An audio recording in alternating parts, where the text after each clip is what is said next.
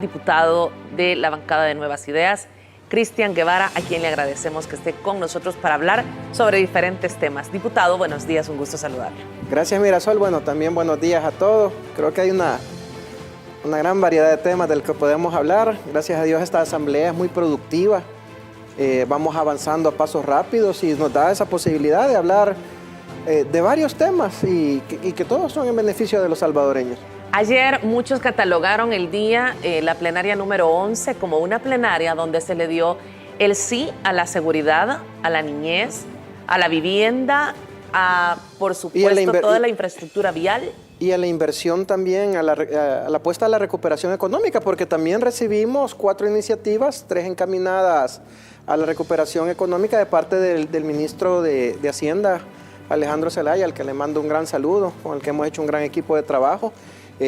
Pues mira Sol, cuando uno no tiene claro para qué lo escogieron los salvadoreños, cuando no hay negociaciones bajo la mesa, cuando no se compra la gobernabilidad a base de maletines negros, se pueden lograr estos avances.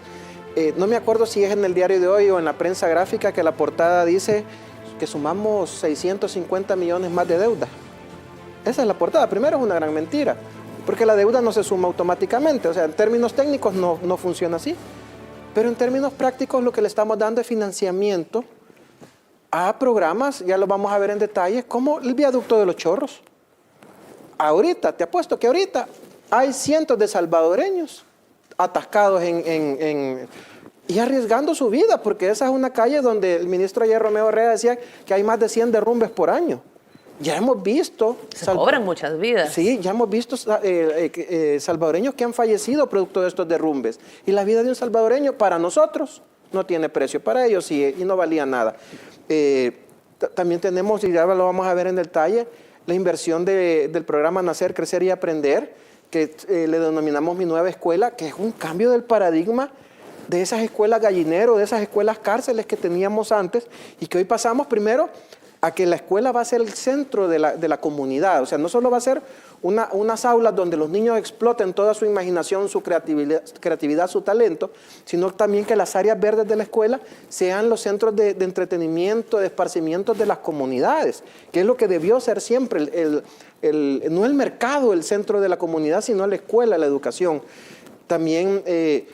y otro gran programa que también se aprobó ayer, el financiamiento para la fase 3 del Plan Control Territorial. Precisamente, Cristian, quisiera que comenzáramos hablando de eso. Usted lo decía, es un largo listado preparado por nuestro equipo editorial para poder hablar de todo esto que, como usted lo señala, algunos matutinos lo señalan como solamente deuda, pero veamos una inversión que viene tratándose de hacer desde hace años y sobre todo una gran deuda con la población en diferentes temas sociales que cobran vidas. Quiero que hablemos precisamente de esta ratificación al financiamiento exactamente de 109 millones para ejecutar la fase 3 del Plan Control Territorial. ¿Qué es lo que enmarca este Plan Control Territorial? Hemos conversado en más de una oportunidad con las autoridades de seguridad y nos han dicho cómo se requiere de una modernización. Háblenos por qué era tan importante estos 109 millones. Fíjate, Mirasol, que yo hace 15 años, yo fui publicista de la policía. Yo fui publicista. Y desde entonces yo he sentido un particular cariño con la corporación policial. Y yo he visto las condiciones en las que han estado los policías.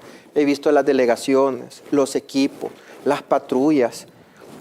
¿Cuántos salvadoreños no tenemos la imagen de agentes empujando aquellos carros chatarras, aquellos pick-up chatarras? Eso es lo que se heredó. Las botas, las botas uniformes desgastadas, salarios bajos. En otros países un policía es un héroe. Tienen de los mejores salarios de las autoridades públicas y aquí se les ha degradado. Entonces nosotros lo que buscamos con la modernización es darle los equipos necesarios para que ellos combatan frontalmente la delincuencia. Creo que el dato exacto es que hoy la cifra, el porcentaje de homicidios es de 3.6. Hemos salido de los países más peligrosos del mundo y hoy somos uno de los países ejemplos del mundo. Claro que hay crímenes, claro que duelen casos como Flor García, duelen hasta lo más profundo. O sea, cada salvadoreño asesinado o víctima de la violencia es una familia en luto. Pero de pasar de 10, 12, 15 al día que teníamos antes y sin los recursos. Porque hay que recordar que la anterior asamblea le negó todos los recursos a este gobierno. Hasta ahorita es que se le van a comenzar a dar, no se le ha dado, se le van a comenzar a dar porque ahorita vamos en segunda vuelta. Falta la tercera, que es la asignación presupuestaria. Entonces, ni siquiera el gobierno ha hecho lo imposible con los pocos recursos que ha tenido. Entonces, otra cosa de la fase 3 del Plan Control Territorial es que están trabajando articuladamente o un proyecto para darle los recursos tanto a la Fuerza Armada como a la policía, que son los ejes donde gira la seguridad pública de este país. Antes el FMLN, ¿qué le dio? Le dio a las maras para que fueran a entrenar a sus polígonos de tiro. Le dio recursos a las pandillas. Nosotros se los vamos a dar a la policía. ¿Y qué es lo que incluye? Fíjate, incluye equipo táctico, chalecos, cascos, botas, uniformes. Y cuando te hablo son cantidades de 23,000 uniformes, 7,000 cascos. Hablar de chalecos representa poder salvar, proteger la vida de un policía en un enfrentamiento. Si la vida de un salvadoreño no tiene precio, se imaginan para nosotros la vida de un policía. Incalculable, porque ellos son los que están en primera línea defendiendo a la gente. Y que hemos tenido muchas víctimas. Y hemos tenido muchas víctimas. Bueno, hay que lamentar esta semana, pero producto de un accidente de tránsito, la pérdida de dos inspectores. Otra cosa que también se le estamos dando es equipo médico directo a la corporación policial y a la Fuerza Armada. Estamos hablando de, para el caso de la PNC, 25 ambulancias, 24 mejoramientos de clínicas y policlínicas, 18 unidades de transporte, microbuses y pica para llevarlos a vacunar, 10 equipos automatizados de laboratorio, 4 equipos de rayos X, más de 2,000 insumos para estas nuevas clínicas. Para la Fuerza Armada estamos dando un equipo médico de cirugía, un equipo de resonancia magnética nuclear, una ambulancia tipo 2 con equipo médico, equipo de radiología, anestesia. El director de la PNC siempre ha insistido en que la policía, su familia policial, que son más de 28,000 policías, nunca han contado con un servicio de salud integral que como usted lo decía, atienda con urgencia, en primera línea a todas estas personas. ¿Finalmente se le hace justicia a la policía? Imagínate, si vos sumás cuánta gente hay en la policía, que son aproximadamente 25,000, y cuánta gente hay en la Fuerza Armada, son otros 20,000, estamos hablando de 45,000, no solo miembros del equipo policial y del equipo y militares, estamos hablando de 45,000 salvadoreños. Para los periódicos, atender con equipo médico a esa gente es deuda.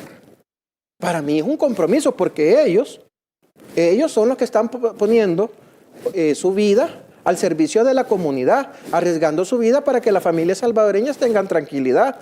Pues lo hemos visto, ya viene la temporada de lluvia, ya los vamos a ver ellos en primera línea. Y nosotros le vamos a mezquinar a ellos, primero su seguridad a través de equipos tácticos y de ahí su tranquilidad a través de equipos médicos. Pero para esos medios, que son estas fábricas de envolver aguacates, para ellos sí es deuda. Y debemos ser realistas, ellos son usuarios del Seguro Social y es un Seguro Social que todavía está en un proceso de modernización y aún tiene una deuda, digamos, clínica, quirúrgica con todos sus usuarios. Sí, y mira, todo aquí lo que heredamos fue un sistema deplorable en salud, seguridad social, seguridad, infraestructura vial, todo va conectado. Fíjate que ahí, y vuelvo a repetir, duele el caso de Flor García, pero duele igual que las otras 3,000 Flores que han sido asesinadas, víctimas de feminicidio en la última década. Son 3,000 Flores las que han sido cortadas de este país por la violencia. Y todo esto se puede prevenir también con tecnología, con cámaras de videovigilancia. Se van a dar más de 4,000 cámaras de vigilancia. Se van a tener 89 drones, por ejemplo, ¿se acuerdan? ¿No se le va a incrementar el recibo a los salvadoreños? No. Porque hay sistemas de videovigilancia que algunas alcaldías los han colocado y obviamente han trasladado esto. Y que los alcaldes de Nuevas Ideas han denunciado que se les cobra por tener 10 o 12 cámaras y todas las otras 30, 40 que las compraron a sobreprecio. Se lo pregunto para tener la claridad. No se va a aumentar. No se va a aumentar ni $1 por eso. Es más, la idea también es conectarla con las cámaras de las alcaldías y tener un sistema central. La FAES va a tener 22 drones tácticos, el combate contra la narcoactividad va a aumentar. Es decir, cuando vos ves todo lo que encierra la fase 3, que es la modernización, lo que ves es una inversión decidida en seguridad, y la seguridad lo que hace es atraer inversión, atraer empleo. generar más oportunidades. Y todas las oportunidades comerciales generan tributación.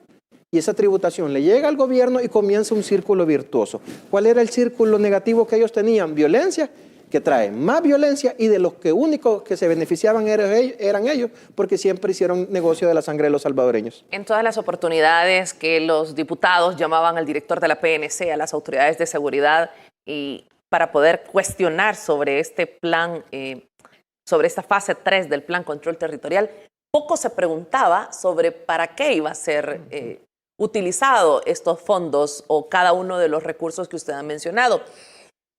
Bueno, creo que hay que recordar, Mirasol, y creo que es bien importante, y ayer lo mencionábamos en el Pleno, cómo se recibía al director de la policía, si lo amenazaron que lo iban a detener, cómo tuvieron al ministro de la Defensa con todo ese montón de mujeres gritándole, provocándolo, 8 horas sentado ahí, ¿para qué? Para nada, porque no les dieron ni $1. O sea, llamaron múltiples veces a todo el gabinete de seguridad, porque el primer intento de ellos fue desarticular ese gabinete, ponerlo en terror, ponerlo en problemas para que no funcionara, porque la esperanza de ellos es que el Plan Control Territorial se cayera y ellos ganaran las elecciones, es decir, el gobierno no resolvió el problema de la seguridad. Eso fue lo primero que ellos quisieron hacer, hay que recordarse. Y recuerdo que en esas oportunidades en las comisiones existía mucha burla por parte de la oposición cuando hablaban de un buque o de un helicóptero. Recordemos que esto es un combate frontal al narcotráfico que también lo ha emprendido la presidencia desde la presidencia de la República. Le llegaron a decir que lo que queríamos era que los ministros tuvieran juguetitos nuevos. Exacto. ¿Me entiendes?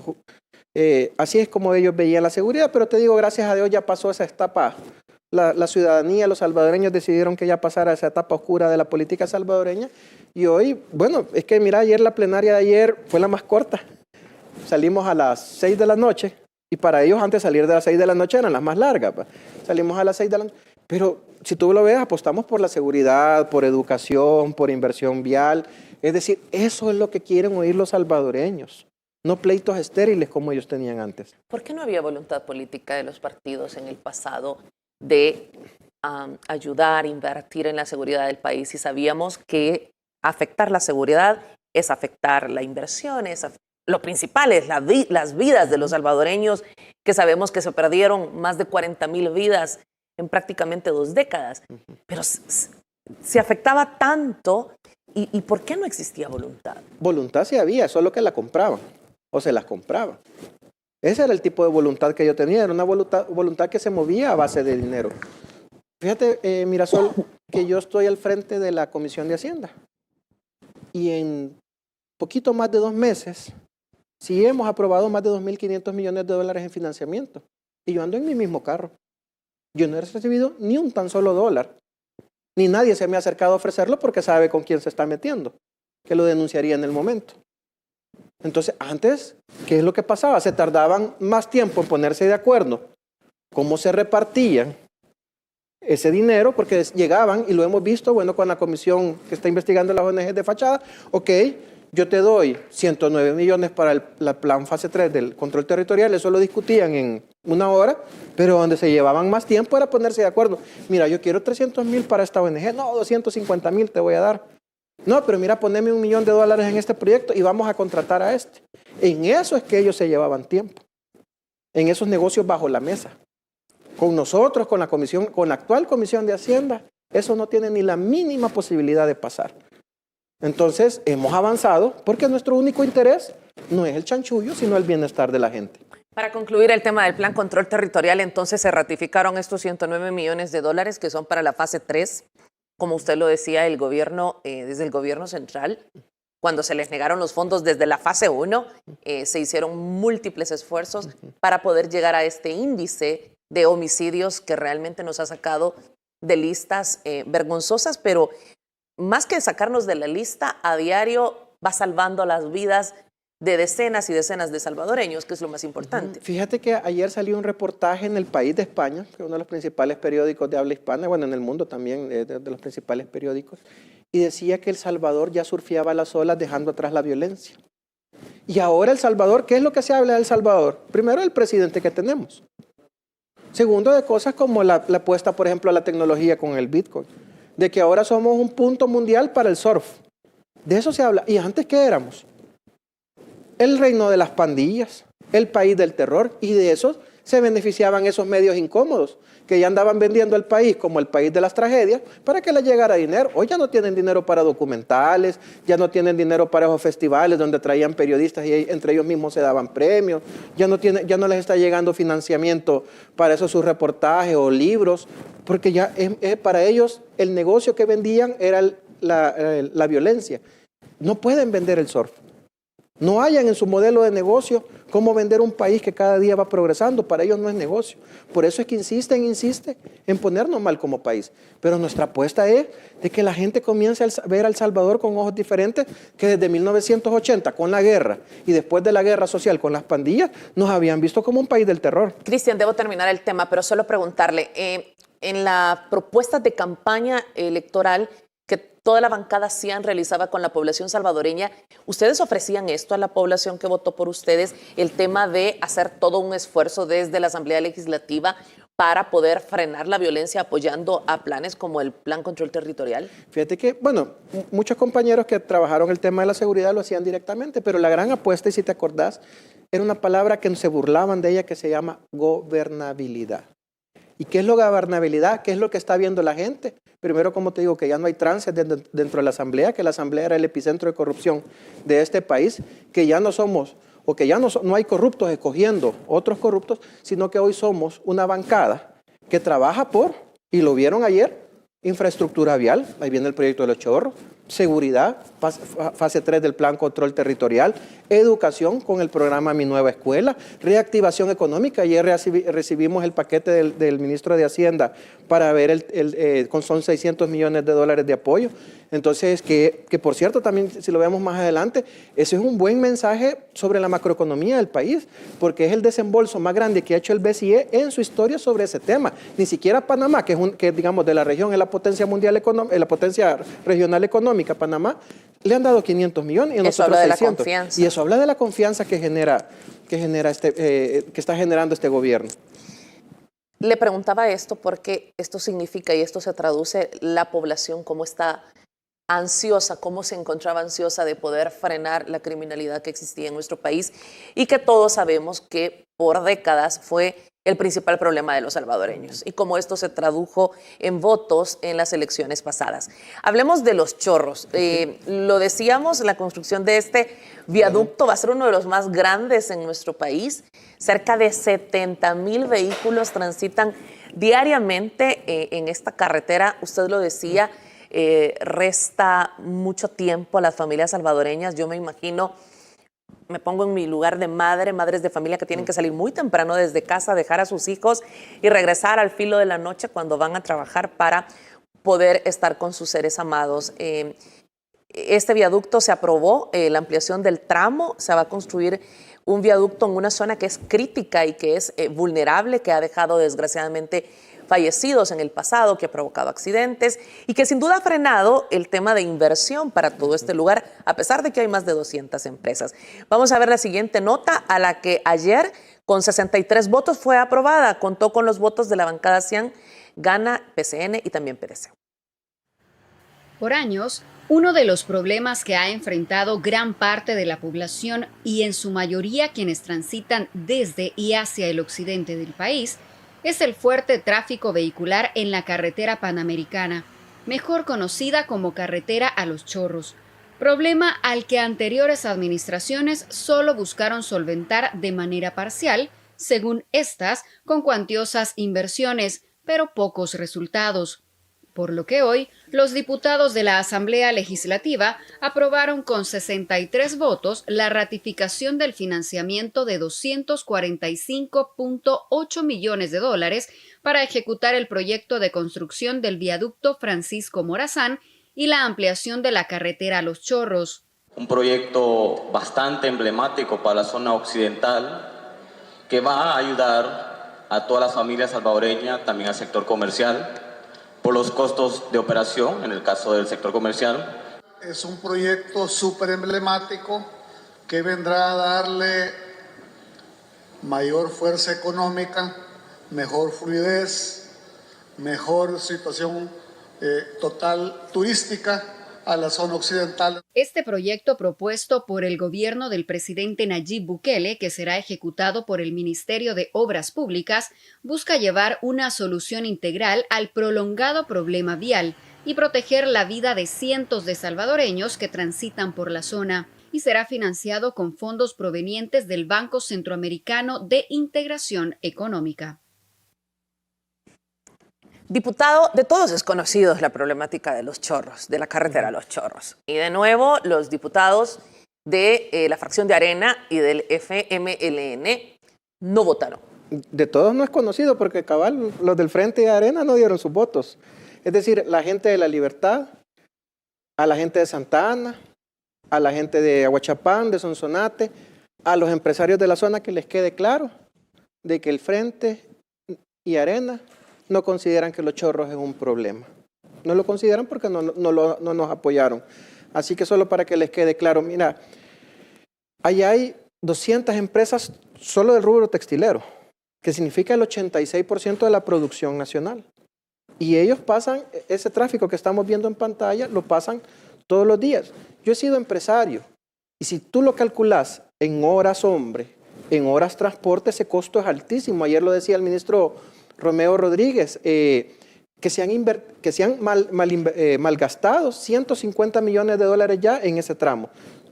Toda la vida era raspar la roca, ponerle una mallita. Se caía el otro año, raspar la roca, ponerle una mallita. Y ahí se nos iban 15 millones. Si ya le hubiéramos dado una solución integral como la que estamos proponiendo, ya este tema ya estuviera subsanado. Pero ellos no, ellos lo que veían era una oportunidad de robar.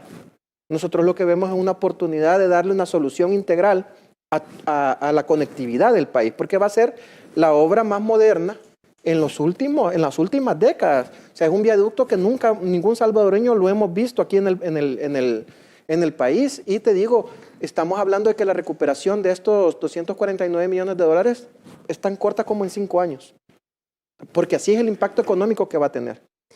Y ya hemos visto hemos visto a Surf City, y esto es una muestra del trabajo al que existe un compromiso y el cual se está realizando. Fíjate que la ministra de Economía, Marisol, nos decía que solo con el camino Surf City, casi todas las empresas de la zona habían reportado un aumento desde el 40% en sus ingresos.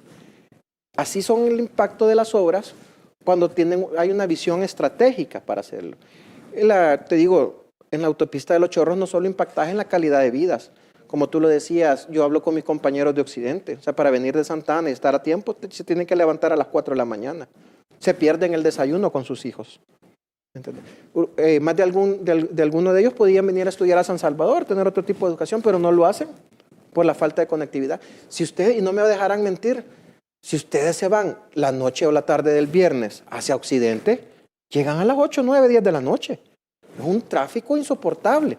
Pero para el Frente de Arena eso no es un problema. Y lo más importante, las vidas. Una sola vida que se haya perdido de un salvadoreño no tiene un valor monetario, tiene mucho más valor que 245 millones de dólares que finalmente se van a invertir. Todos recordamos, yo he sido periodista por mucho tiempo y en Los Chorros toda la tragedia que se dio en cada inundación, todo lo que provoca los derrumbes, rocas que caen de la misma forma en la que está hecha la carretera, cómo provoca constantemente un índice de accidentes. Y no hay memoria histórica, fíjate Marisol, solo se acuerdan en el 2001, la carretera quedó bloqueada. Totalmente. Bloqueada. Soterró decenas de personas. Y lo que en ese momento lo que necesitábamos, porque estaba el país en emergencia, lo que más necesitábamos era conectividad y no lo había. Y no aprendemos. Ya han pasado 20 años y ningún gobierno tomó cartas en el asunto hasta hoy. ¿Cómo no le íbamos a acompañar? Si es que, mira, a la bancada Cian le queda claro que a la gente nos escogió para ir a resolver problemas, no para ir a estar en diremes políticos. Serán 15 kilómetros de carretera los que desde ya han generado mucha expectativa en la población. Nosotros esperamos que ya en 2 años, igual desde la Asamblea vamos a estar exigiendo que se vean los avances, pero que en 2 años tener esta obra, y te digo, un gran impacto de beneficio para toda la población. Esto me recuerda a los proyectos que en el pasado se ofrecieron, se licitaron algunos, pero no se hicieron, como La Libertad, en el caso de Surf City, que el partido FMLN dijo que ellos habían iniciado la obra cuando estaba claro que no fue así, se dieron muestras y pruebas de ello. Y también hablar de la Diego de Holguín, que es uno de los casos más emblemáticos O la de carretera corrupción. de oro, imagínate, le llaman la carretera de oro por todo lo que se robaron y lo que costó eso. Sí, imagínate que todavía ya interiorizamos que le llamamos la carretera de oro. Es más, busquen en el Twitter del exministro, como él se llamaba, el albañil del pueblo, Gerson Martínez, que por cierto el FMLN quiso o soñó que fuera presidente, y él anunciaba un carril. Ya empezamos la construcción del carril para los ciclistas hacia el Puerto de la Libertad. Ya empezamos el carril peatonal paralelo a la calle al puerto. Vayan a ver si está. Esas son las promesas del FMLN. Esas promesas que lo único que hacían era irse a poner de acuerdo con algún... Que fíjate que ese es otro tema. Que ellos tenían un modelo de negocio, de corrupción, que hoy se está descubriendo en Costa Rica. La empresa por la que están acusando el gobierno de Costa Rica de haber dado concesiones, que se llama MECO, es la misma que trajo el FMLN aquí. ¿Vos crees que es coincidencia? Es que era un modelo, ellos lo único que hacían era importar modelos de corrupción de otros países. Eso es lo que hacían. Para finalizar, el tema del viaducto de los Chorros, que, insisto, genera mucha esperanza para muchos salvadoreños, para miles de salvadoreños, será el proyecto más ambicioso de los últimos 50 años. Sí, lo decía, es que ningún salvadoreño ha visto una obra de esa envergadura y de esa modernidad en el tema vial. Nadie lo ha visto y hoy lo vamos a tener y ha sido un enorme orgullo, placer y alegría de la bancada 100 haber dado nuestros votos para que esto fuera realidad. Hablar de la atención a la niñez en nuestro país, hablar de la educación, de la atención en la educación a nuestros niños y a nuestros jóvenes, es realmente hablar de una historia muy oscura. Sabemos que el resultado de parte de esto es los problemas sociales que hemos enfrentado en la última década. Igual, parece que se detuvo en el tiempo la inversión en niñez y en educación. Y ustedes ayer ratificaron este compromiso que involucra al Ministerio de Salud, involucra al Ministerio de Educación y que sin duda ofrece una renovación para nuestra niñez. Yo lo he insistido, no lo gozamos estas generaciones, quizás no lo gozaron las generaciones de nuestros hijos, los que ya están grandes, al menos los míos, pero lo gozarán nuestros nietos, la niñez, estas futuras generaciones.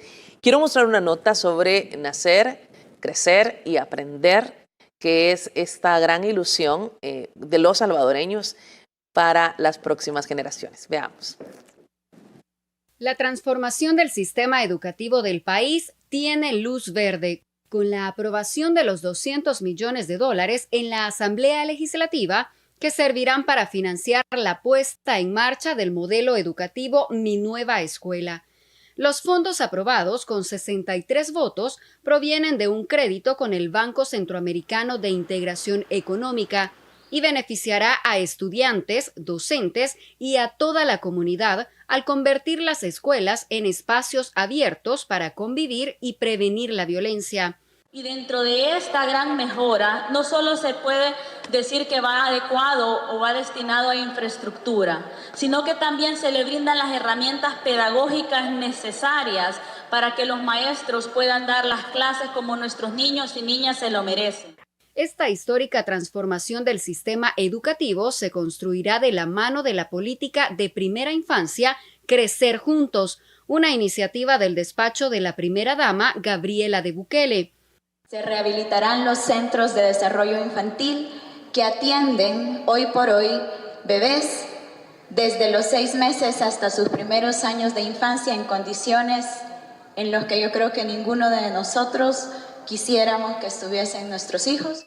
En total, 1.5 millones de estudiantes del sistema público del país serán favorecidos con esta transformación que permitirá que las escuelas que han estado en total abandono durante décadas cuenten con amplias áreas de recreación, clínica de atención médica, aulas, espacios para talleres, auditorio, entre otros aspectos.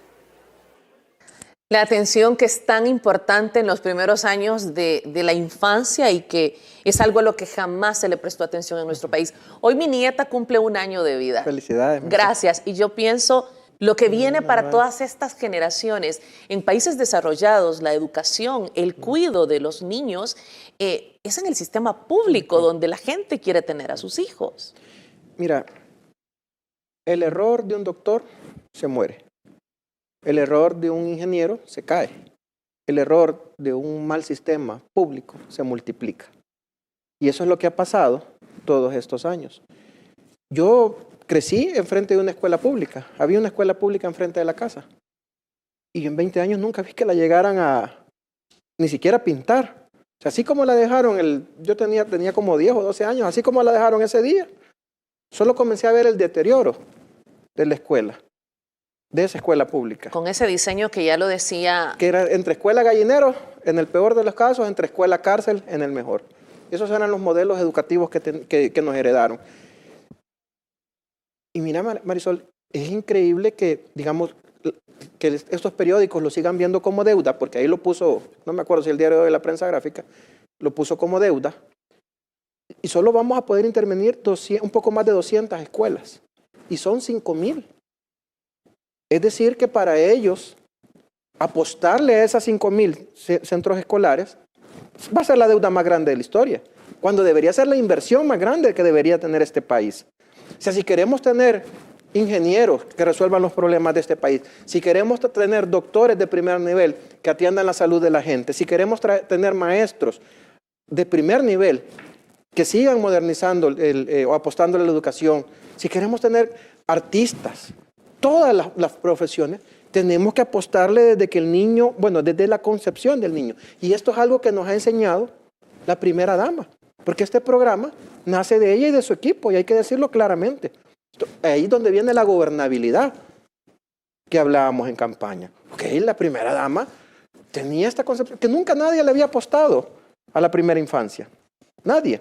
Mucho menos a la educación de una manera tan visionaria. Nosotros desde la Asamblea lo que hemos hecho es acompañar esto, sin negociar. Porque sí creemos que la educación, como tú lo decís, no la vamos a ver ahora. Pero tu nieta espero que lo goce. Y que en 20 años ella comience a dar frutos cuando se inserte a la sociedad y sea productiva. Pero si no le damos los recursos desde ahora, yo soy padre de familia, yo tengo 2 hijos pequeños y yo no quisiera que mis hijos fueran a escuela con las condiciones con las que están ahora. ¿Y por qué otro papá tiene que estar obligado a hacerlo solo porque no tiene X recursos económicos? Cuando es la obligación del Estado darle educación. Y que muchas familias se ven obligadas a tener que pagar costos en colegios privados al no contar con una escuela pública que pueda brindarles. Tú has tocado ahorita un tema bien importante, que era el modelo de privatización blanda que ellos tenían. Malas escuelas obligaban a pagar centros escolares. Malos hospitales públicos obligaban a la gente a pagar por salud privada. Era un modelo de privatización blanda. El agua. Ellos dejaron perder nuestro sistema de distribución de agua. ¿Para qué? Para que llegáramos a la conclusión, hay que privatizar el ANDA. Es que fíjate cómo funcionaban ellos. Iban dejando perder todo para que llegáramos a la conclusión, no, es que lo público es malo, vayámonos a lo privado. Pero este gobierno ha venido a cambiar la concepción y los ha puesto contra las cuerdas, porque ahora lo público sí está haciendo mejor que lo privado. Nacer, crecer y aprender, claro, que es también mi nueva escuela, claro, es toda esta apuesta por la niñez. Y me encanta porque es desde que nace, desde la concepción. Lo decía el ministro de Salud en una oportunidad, se les va a brindar tamizajes que jamás han existido en el sistema público de nuestro país y se va a poder reconocer problemas de salud en los niños antes de nacer. Cuando vos detectás una condición previa durante la etapa de embarazo, vos la podés tratar. Y por lo tanto tener mejores posibilidades de resolver esa condición. Que esa es la apuesta. Después te sale mucho más caro no haber atendido eso desde el principio. Pero esa es deuda para los periódicos. No es una inversión. Para ellos inversión ha sido cosas como el Chaparral, de la que nadie ha visto $1. Esos son los modelos de inversión para ellos. O el puerto de la Unión. ¿Entiendes? Solo fíjate, los monumentos de la corrupción, ellos no los han criticado. Pero sí estas apuestas decididas por reactivar la economía, por llevar salud, por llevar seguridad, por llevar educación, eso sí lo ven como deuda. Tengo que terminar el tema hablando de que, como usted lo decía, este proyecto del sistema educativo que recordemos que la ministra de Educación ha dicho que el 60% de las escuelas a nivel nacional se han encontrado en condiciones deplorables, y eso solo se refiere a la infraestructura. No quiero pensar en la falta de pupitres, en la falta de material lúdico, en todo este tema. Pero sí, todo este esfuerzo se está realizando de la mano de la Política Nacional de la Primera Infancia, Crecer Juntos, que es una iniciativa del despacho de la primera dama Gabriela de Bukele y que favorecerá, esto es lo más importante, estos son los números que de verdad nos tienen que llegar al corazón, el 80% de los niños del país que están matriculados en escuelas públicas, que equivale a 1.5 millones. Qué bien por todos nuestros niños, todas estas nuevas generaciones que se van a ver beneficiadas y todas estas futuras generaciones que por fin se les cumple con esta deuda histórica. Vamos a la pausa. Al regresar vamos a hablar de otros temas que también fueron aprobados ayer en la Asamblea Legislativa. Se les sigue dando respuesta a las necesidades de la población, asegura la bancada CIAN que votó ayer en la Asamblea. Ya volvemos.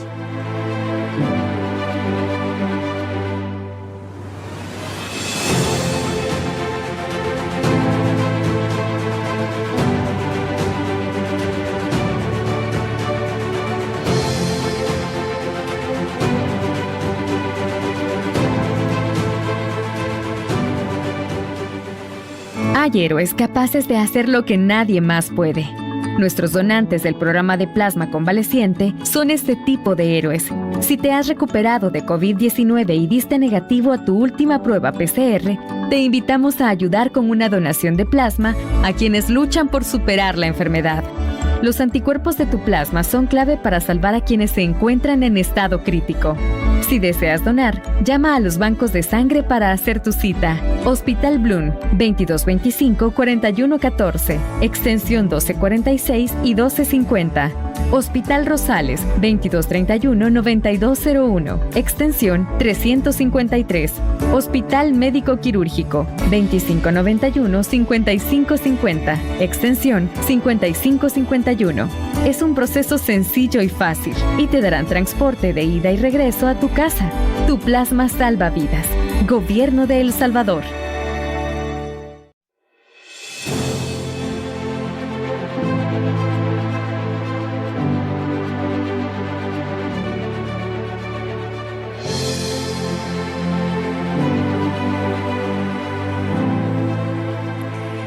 Gracias por seguir con nosotros. Continuamos con la entrevista M. Esta mañana está con nosotros el diputado de la bancada de Nuevas Ideas, Cristian Guevara, para hablarnos de todo lo ocurrido ayer en la plenaria número 11. En la nueva Asamblea Legislativa se ratificaron una serie de financiamientos para proyectos de los cuales hemos estado hablando, apuestas a la educación, a la seguridad, a la salud, por supuesto, a la niñez, que es tan importante, a toda este sistema vial que también había estado en deuda maratónica, mucho trabajo y un trabajo muy acelerado que se está realizando.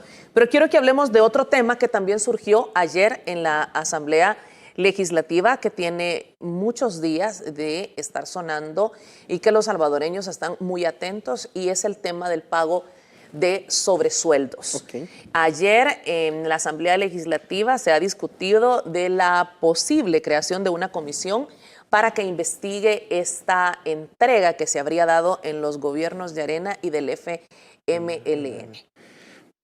Bueno, Marisol, fíjate que no es un hecho aislado lo de la comisión de sobresueldos que anunció el presidente de la Asamblea, Ernesto Castro, que es una iniciativa de él que la pidió en la Comisión Política, donde también estoy yo. Tenés que ver esto dentro de un marco más grande. Cuando hemos visto cómo la Fiscalía comenzó con un proceso de extinción de dominio contra una estructura criminal que se llama Arena, porque eso es lo que es Arena. Arena no es un partido político. Arena es una estructura de crimen organizado. Y ha quedado demostrado cuando le ha dado dinero a las pandillas. Y yo lo he dicho reiteradamente, es como que un partido en Estados Unidos le diera dinero a Al Qaeda, o como que un partido en España le diera dinero a ETA. Pues Arena le dio dinero a las pandillas. Así de sofisticado o es un nivel de organización de crimen organizado. Es un partido que ha lavado dinero. Entonces, comenzó ese proceso de extinción de dominio. También está el proceso de la comisión especial que investiga las ONG fachadas, que es otro modelo de corrupción que es un modelo de corrupción que venía enquistado. Ya. Entonces, y ahora venimos a golpear con el anuncio de esta comisión que va a investigar los sobresueldos, que también fue otro modelo de corrupción que estaba. Entonces, si te fijas, hemos pasado de un sistema cómplice que tenían ellos antes a un sistema que combate frontalmente la corrupción. ¿Y cuál es la gran diferencia, digamos, de la ONG Fachada? Que aquí involucra una gran red de personas. Ayer lo decía el presidente Ernesto Castro, que pueden ser hasta 300 personas involucradas ahí, exfuncionarios de partidos políticos. En la comisión política, el doctor Portillo Cuadra estaba nerviosísimo cuando se anunció. Comenzó a preguntar, y podemos tal cosa, y podemos. Nervioso, porque sabe que hay gente de su partido que recibió sobresueldo. Pero también hay periodistas. Hay una red de periodistas ahí involucrados. De estos que orinan agua bendita y que dicen que ellos manejan los medios incómodos, hay gente que está involucrada ahí, que son los que se dicen que son los dueños de la verdad. Hay gente que tiene que ver con estas organizaciones de la sociedad civil. También ahí están involucrados, que recibieron sobresueldos y que hoy son los paladines de la lucha contra la corrupción. Quiero ver cuando respondan, si dicen sí o no, cuando se les pregunte si recibieron sobresueldos. Tenemos una nota que pone en contexto un poco de esta situación que ahora está conversando con nosotros el diputado Cristian Guevara. Veamos. La lista de personas que recibieron sobresueldos, una práctica ilegal durante las administraciones de Arena y el FMLN, podría tener varias páginas. Aunque esta práctica llevaba décadas en Casa Presidencial, fueron los expresidentes Elías Antonio Saca y Mauricio Funes, según investigaciones, quienes más usaron este recurso para mejorar su imagen presidencial, para beneficiar a los influyentes dirigentes de los partidos que los llevaron al poder o para favorecer la situación económica de sus amigos, organizaciones o empresas aliadas. Elías Antonio Saca giró instrucciones para que se le entregaran complementos salariales a todos los miembros de su gabinete. Esto fue aceptado por el exmandatario durante el juicio en su contra por el desvío de fondos públicos. Los montos rondaban entre los $5,000 y $10,000 por funcionario. Margarita Escobar fue una de las funcionarias que recibió pagos mensuales secretos de parte de Saca por $7,000 y Rodrigo Ávila por $5,000, según consta en recibos. Escobar aceptó que se le entregaba ese dinero y que ella supuestamente recibía de buena fe. Mauricio Funes, el primer presidente de izquierda, no hizo más que copiar lo que la derecha, a la que tanto cuestionaban, hacía. Funes, al contrario de Saca, negó esta práctica, pero en su lista de privilegiados también figuraban empleados de alto nivel, y para dolor de la militancia del FMLN, Salvador Sánchez Serén fue uno de los que, según investigaciones, recibió sobresueldos por $10,000 mensuales mientras fungió como vicepresidente de la República. Junto a él, también recibieron el ex canciller y ex candidato presidencial Hugo Martínez y David Munguía Payés, por mencionar algunos. Pero Funes añadió más eslabones a su lista de pagos de favores. Se conoció que entre 2009 y 2014 entregó $30,000 mensuales a Rodolfo Parker para que votara a favor de las iniciativas propuestas por el Frente. También se destinaron recursos de la partida secreta o de gastos reservados a pagar sobornos a periodistas y analistas que calificarían positivamente las políticas de Funes, logrando de esta manera influenciar en la opinión pública, medios de comunicación y Asamblea Legislativa. Después de recibir sobresueldos, Salvador Sánchez Serén ganó las presidenciales envuelto en las negociaciones con pandillas para obtener votos. A su administración también se le cuestiona que negó el acceso a la Corte de Cuentas de los registros de los gastos reservados. Al recibir estos pagos secretos, se les indicaba no declarar los montos a Hacienda.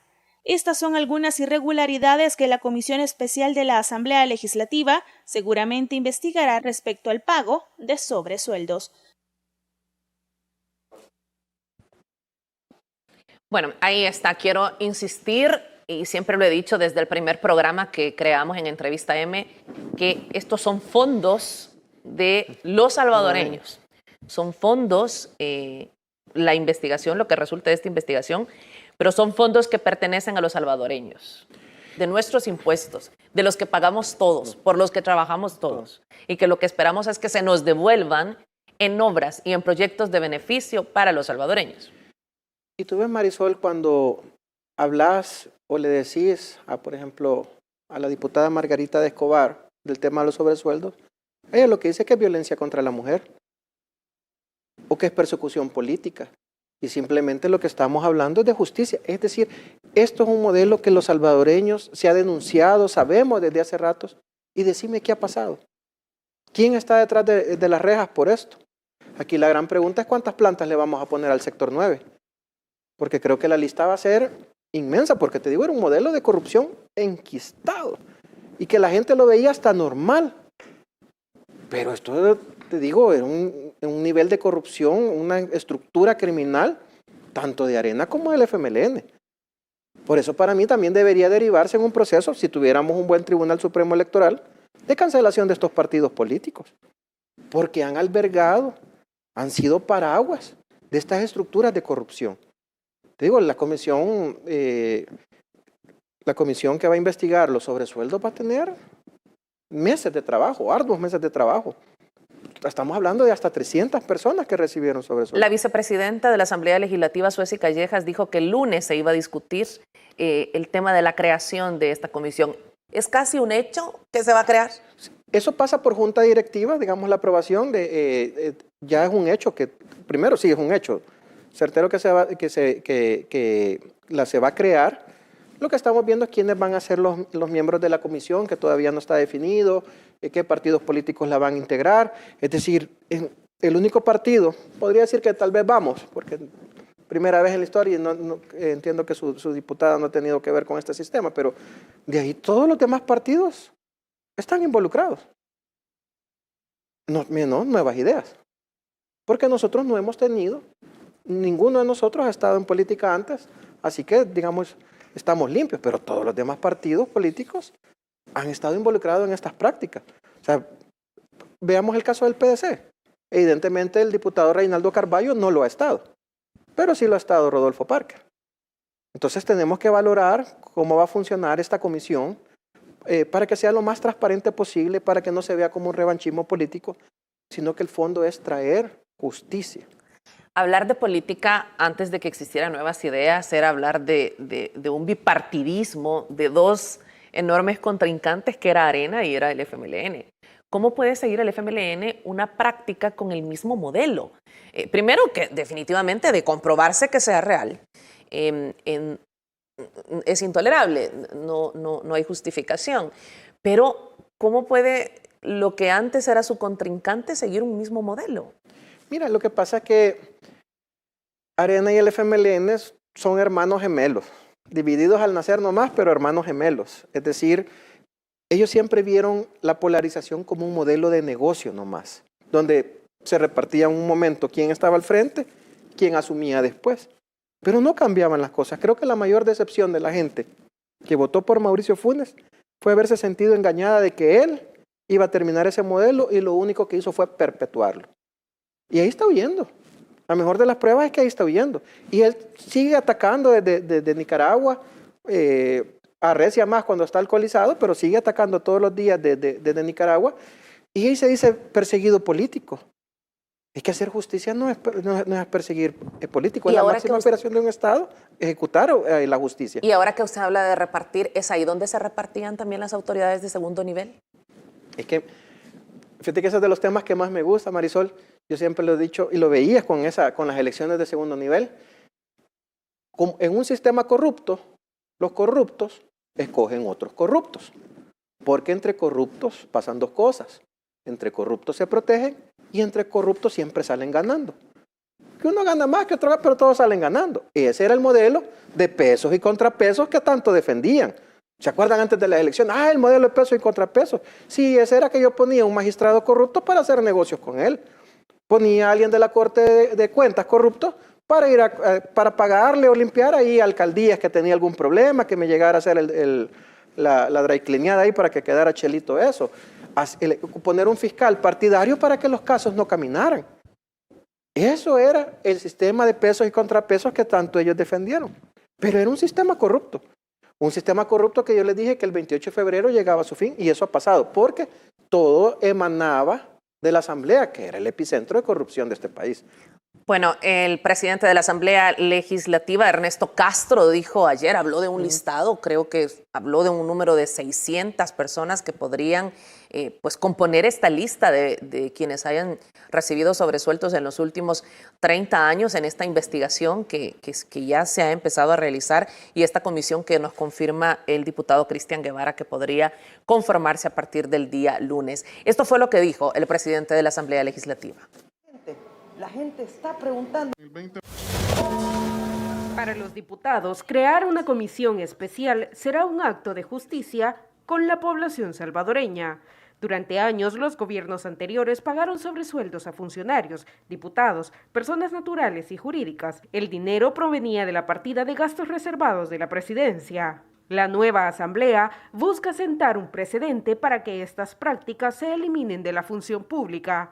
¿Qué es lo que quería la población? Quería que nosotros viniésemos a descubrir, viniésemos a denunciar todo lo irregular que se daba desde este primer órgano de Estado. Estas comisiones que se crean son comisiones serias, responsables y para llegar a la verdad de los hechos. Por eso es que vamos a ir tras esos tipos de funcionarios. No solo hablamos de funcionarios, hablamos de personas jurídicas y personas naturales. Queremos hacer justicia y queremos también recuperar ese dinero, porque ese dinero realmente podía haber sido usado para responderle al pueblo en las necesidades del pueblo. Los parlamentarios esperan que una vez se inicien las indagaciones, se determine el destino de los fondos desfalcados del erario público y que los involucrados restituyan lo sustraído.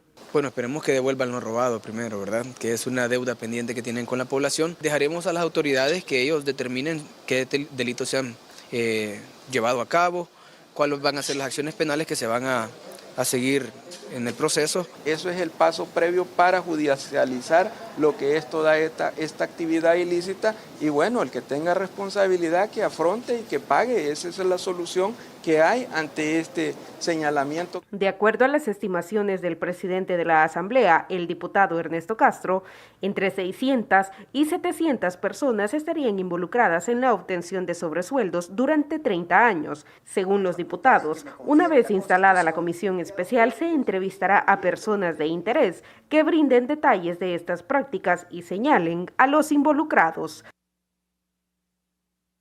600 a 700 personas, en algunos casos se habla hasta de $10,000 mensuales, 30 años, los mismos que habrían recibido en un gobierno, lo habrían hecho en el partido opuesto, que como usted dice ya no suena tan opuesto. Mucho que investigar, diputado. Bueno, y mi compañero diputado Jorge Castro acaba también de decir algo importante, es que no solo son personas naturales, son personas jurídicas. Y vamos a investigar desde la Asamblea hasta el último hilo, hasta el último eslabón de cómo funcionaba ese modelo de corrupción, Marisol. Lo vamos a hacer. Y te digo, van a decir que es persecución política, de que es revancha. Se llama justicia, simplemente. Porque ellos cometieron delitos como cohecho, peculado. O sea, no es un sobresueldo el que recibieron. Es que ellos, sabiendo que ese dinero era ilegal, lo recibieron. Así que yo sí estoy esperando que esta comisión llegue hasta la última de las consecuencias y que esto sea el paso previo de la judicialización para que las personas devuelvan esos señalados, devuelvan ese dinero y paguen con cárcel los delitos que han cometido. Y sobre todo, me llama la atención cuando decía uno de los diputados que devuelvan lo robado. Al final trato de traducir cómo estos fondos, de no haber sido mal invertidos, ¿sí? No se estaría en la necesidad de todos estos empréstitos o de la búsqueda de este financiamiento para programas que en el pasado nunca se les prestó atención y que se han agudizado. Sí, como te digo, hemos pasado, y que le quede claro a la población, de ese sistema cómplice que permitía toda esta salida del erario público hacia la corrupción y que bien pudo haberse invertido en educación, en salud. No nos robaron dinero, nos robaron nuestras escuelas, nos robaron nuestras calles, nos robaron nuestros hospitales, nos robaron los policías que pudimos tener, los doctores que pudieron tener. Es decir, esta gente nos robó nuestro futuro.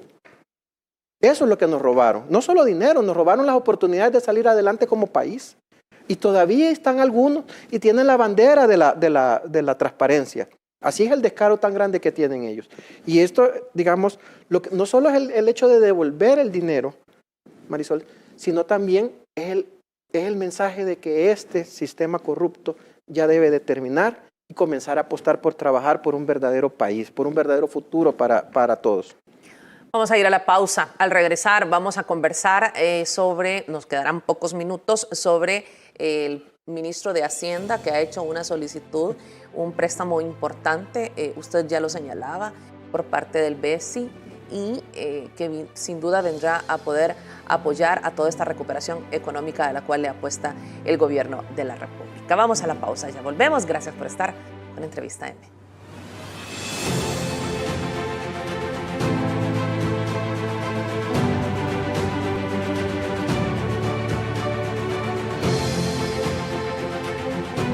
En este regreso a clases semipresencial opcional, aplica a los 4 filtros de prevención. En el hogar, no salga si un familiar presenta síntomas de COVID-19. En el transporte, ningún estudiante con síntomas debe trasladarse. En la entrada del centro educativo y en el aula, el estudiante que presente síntomas será aislado para ser atendido. Ante cualquier sospecha del virus, llama al 132. Cuidémonos entre nosotros. La educación sigue. Ministerio de Educación. La leche materna es el mejor alimento para tu bebé. Le da los nutrientes y las defensas necesarias para toda su vida. Por eso, no dejes de amamantarlo si sospechas o confirmas que tienes COVID-19. Protégelo con las siguientes medidas. Lava tus manos antes de amamantarlo. Cubre con mascarilla tu nariz y boca durante la lactancia.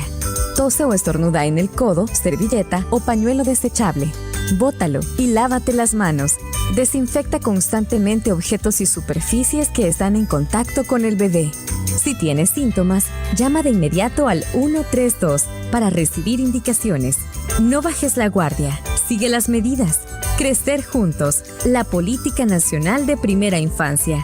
Gobierno de El Salvador.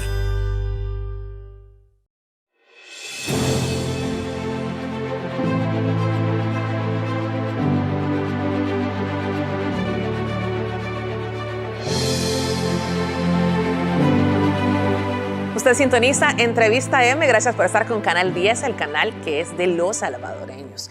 El ministro de Hacienda ha solicitado, ya se ha adelantado sobre esta recuperación económica de la cual urge, es importante señalarlo, no solo El Salvador, todos los países en el mundo, que obviamente todo el mundo ha enfrentado esta difícil pandemia, muchos países en condiciones más difíciles que otros. Nosotros estamos muy bien al hablar de pandemia, gracias a Dios, gracias al esfuerzo de autoridades y gracias al esfuerzo de la población. Y esto va a ser para la recuperación económica, se habla de $600 millones y hablábamos de esta confianza que tiene el BESI específicamente en El Salvador. Bueno, ayer acompañamos al ministro de Hacienda, Alejandro Zelaya. Él llegó a presentarnos 4 iniciativas. 3 que venían en el tema, como tú decís, de la recuperación económica, Marisol. 2 empréstitos con el BCE, uno por 600 millones y el otro por 50 millones.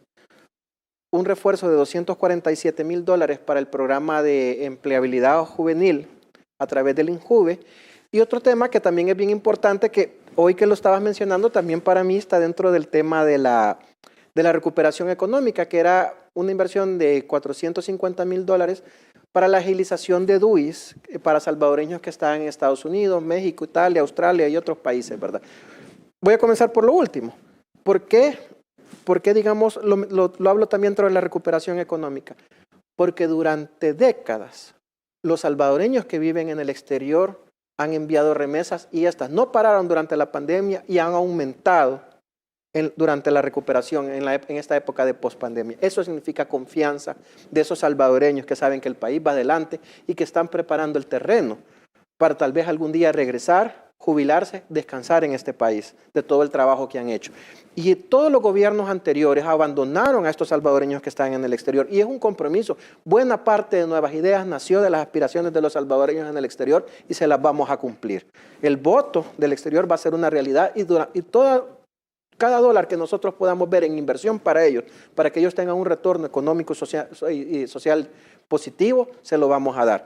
En el tema de empleabilidad juvenil, bueno, yo he sido emprendedor también. He sido emprendedor y en este país ser emprendedor es mala palabra. Nadie lo apoya a uno. Entonces, dar $1 para empleabilidad juvenil es posiblemente dar $1 para la generación de una empresa que va a triunfar en el futuro y que va a generar empleo. Y no hay mejor programa social que el empleo. Y mucho más si viene desde la concepción, desde el proyecto de un joven que nace en su comunidad y desde ahí progresa. Y con el tema de la recuperación económica, ya van a acusar que es más deuda, pero todos los países en esta época de pospandemia lo está haciendo Estados Unidos. Vayan a ver cuánto dinero está inyectando Alemania a su economía, trillones de dólares, trillones. Porque todas las economías mundiales han quedado golpeadas. Gracias a Dios nuestros titulares, ahorita tú y yo estamos hablando de recuperación económica. Anda, mira a Guatemala. Mira las portadas de los periódicos de Guatemala. Hablan de alerta roja, de que hospitales colapsados, de que saturación de salud, que ya van a empezar a vacunar a los maestros. De eso están hablando. Nosotros estamos hablando de que recibimos 1.5 millones de vacunas de Estados Unidos y que en la misma semana recibimos 1.5 millones de vacunas de China. Es decir, que tenemos un stock de 7 millones de vacunas. O sea, nos estamos preparando y este gobierno ya está listo para garantizar la salud de la población. Entonces ya nuestra meta es ayudar al segundo tema que fue impactado en esta pandemia, que es lo económico. Aquí se perdieron empleos, se perdieron empresas, cerraron emprendimientos. Es nuestra obligación desde la Asamblea dar los recursos para, primero, no solo llegar a las cifras anteriores, Marisol, porque hay que quedar en claro y que esto quede bien punto. Nosotros no estábamos satisfechos de cómo recibimos la economía. Nosotros no solo queremos llegar del efecto rebote a donde estábamos, eso sería mediocridad. Nosotros queremos dar un salto cualitativo, te digo. Y desde Hacienda, antes, las comisiones de Hacienda de antes, lo único que pensaban era en cómo repartir el dinero. Esta comisión de Hacienda está también pensada en cómo generar más tributos y cómo llevar o cómo ser parte de la reactivación económica del país. Esa es nuestra apuesta desde esta Comisión de Hacienda. Y las proyecciones desde el BCR, lo hablábamos también con la ministra de Economía, es que tendremos un crecimiento económico y también hablar de las medidas que el presidente Nayib Bukele ha implementado aún en medio de la pandemia. Bueno, estamos hablando, imagínate, de un aumento del salario mínimo y que, que el anuncio del presidente no solo fue hacia los trabajadores, fue hacia los empresarios, porque el anuncio era, ok, vamos a aumentar el salario mínimo 20%, pero a los empresarios también les llegó un mensaje. Durante un año vamos a subsidiar ese aumento del salario. Es decir, los empresarios van a comenzar a ver la virtud de los beneficios del aumento del salario sin que les afecte el presupuesto. Eso les da un año para prepararse. Entonces va a haber mayor circulación de efectivo. Eso aumenta el consumo de bienes y servicios, aumenta la tributación, ahí viene ese círculo virtuoso. Entonces, y los empresarios van a comenzar a ganar más, alistándose para que en agosto del 2022 puedan afrontar el aumento del salario. Es decir, fue un anuncio en 2 vías que nunca antes se había visto en el país. Siempre el anuncio era, aumentemos el salario, pero nunca había pensado en los empresarios. Y lo estamos haciendo en una época de pospandemia. Es decir, estamos apostando efectivamente por la reactivación económica. Yo tuve una charla con buena parte de los empresarios de Soyapango, donde se concentra un gran sector industrial, que por cierto les anuncio que ya estamos preparando un proyecto para esa zona, para la zona sur productiva de la capital. Yo soy diputado por San Salvador y también estoy trabajando directamente por crear beneficios para la familia de Soyapango, Ilopango, San Martín, ese corredor industrial tan importante que está ahí. Entonces estamos apostándole, como te digo, decididamente a la reactivación económica, que fue el otro gran sector golpeado por la pandemia, porque el tiempo ha demostrado que el gobierno tuvo la razón con las medidas que tomó en el tema salud. Ayer lo decía el secretario Catán, que cuando el presidente de la República dijo que debía prevalecer la salud ante la economía, muchos no estuvieron de acuerdo con el presidente de la República, pero los resultados hoy en día creo que le dan la razón. El tiempo siempre da la mejor respuesta. El tiempo siempre te va a dar la mejor respuesta. Y no era posible que se pusiera la vida después de la economía. Es decir, ¿qué negocios vas a generar si tenés al sistema de salud colapsado?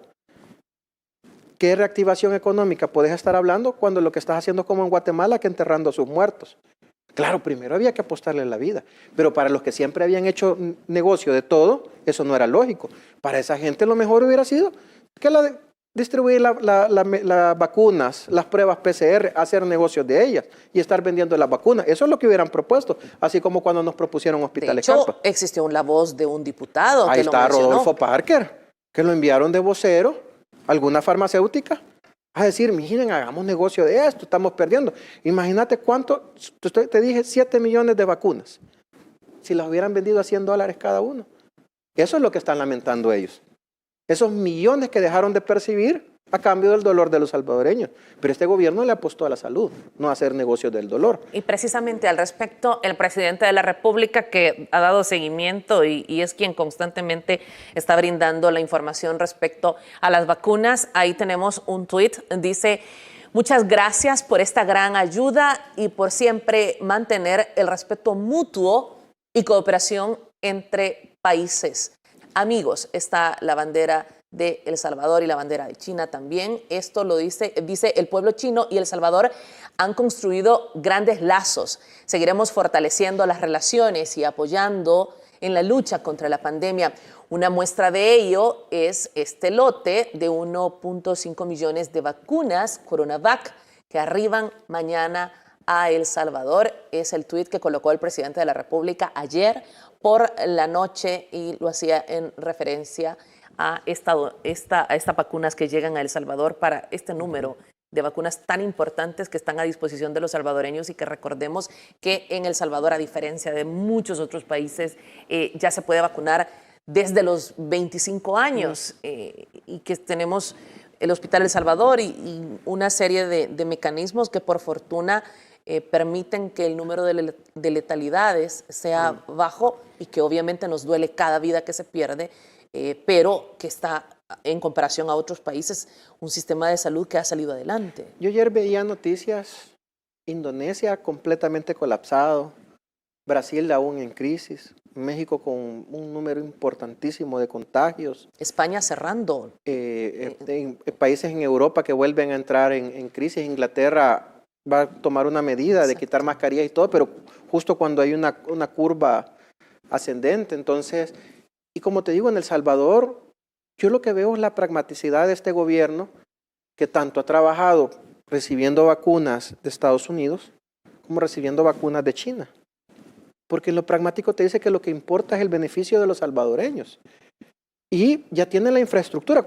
¿A quiénes se les otorga o quiénes se les da prioridad para la vacunación? A los países que ya están preparados para hacerlo. Y eso es lo que le duele a estos periódicos incómodos que no pueden atacar al gobierno porque se preparó, hizo la medida correcta. Solo vean el caso, y vuelvo a repetir, miren el caso de Guatemala. Compran las vacunas en Rusia. 8 millones de vacunas. Eso es lo que compró Guatemala. La primera crisis es que viene la embajada de Rusia y dice, miren, con nosotros no han comprado vacunas. Es que fue a través de un intermediario. Viene la misma embajada y dice, es que nosotros no tenemos intermediarios. Va el canciller de Guatemala allá y ya no es la Sputnik, que es la vacuna rusa, sino que es otra versión más sencilla que se llama la Sputnik Light, que es la que van a llevar a Guatemala, que tiene un índice del 70% de efectividad. Entonces, y viene y todavía dice, es que no leí el contrato. Y se genera la incertidumbre en la población. Ese tipo de incertidumbre no lo vemos con este gobierno. Lo que vemos es un gobierno que sabe lo que hace. Y como lo dicen muchos salvadoreños, no quisiéramos imaginar qué hubiese pasado en el gobierno pasado con un manejo de la pandemia. Y no lo digo en broma, solo háganse una pregunta normal. ¿Qué hubiera pasado si alguien como Sánchez Serén hubiera estado de presidente enfrentando a la pandemia? ¿Qué hubiera pasado si hubiera estado algún gobierno de Arena que solo pensaba en hacer negocios al frente durante esta pandemia? Pregúntense lo que hubiera pasado. Y yo creo que en el fondo todos sabemos cuál es la respuesta, ¿verdad? Cristian, gracias por haber estado con nosotros, por habernos acompañado y hablar de estos diferentes temas que la población está pues muy pendiente de qué se hace con estos financiamientos, cómo se van saldando todas estas deudas y cómo definitivamente estamos hablando de un mejor El Salvador que creo que todos anhelamos. Gracias. Gracias por el espacio. Gracias a ustedes por haber estado con nosotros en este día tan especial. Por supuesto, los esperamos mañana en punto de las 6:30 de la mañana en la entrevista AM. Que Dios les bendiga.